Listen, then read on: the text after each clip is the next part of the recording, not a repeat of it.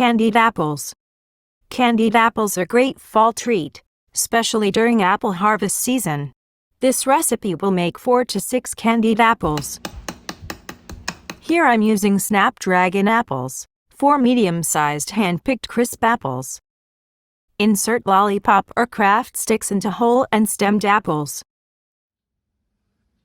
In heavy bottom cooking pot, set the candy thermometer. Make sure thermometer is not touching the bottom of the pot, otherwise you won't get the right reading. Combine 1 cup of sugar, ½ cup of corn syrup, and 1/4 cup of water in a small cooking pot. Don't stir or mix the ingredients.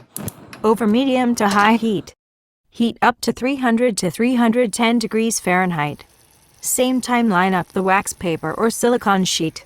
Note: it is best if you have a candy thermometer for perfect consistency without worrying, but if don't have one, then cook until a small amount of syrup dropped into cold water forms hard.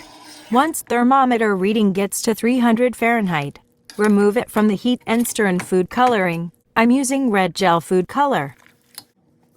Be careful if tilting pot like I'm doing. Holding each apple by its stick, dip in syrup, remove and turn to coat evenly. Place on prepared sheets to harden. For cleaning this pot, add about cup of water to this pot and boil it until all sugar melts down. Drain and wash it. Note: make sure your apple are washed and dried, not bruised or soft.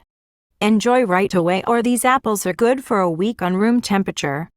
If you have questions regarding this recipe, ask in the comments below, and kindly like, share and subscribe for upcoming recipes.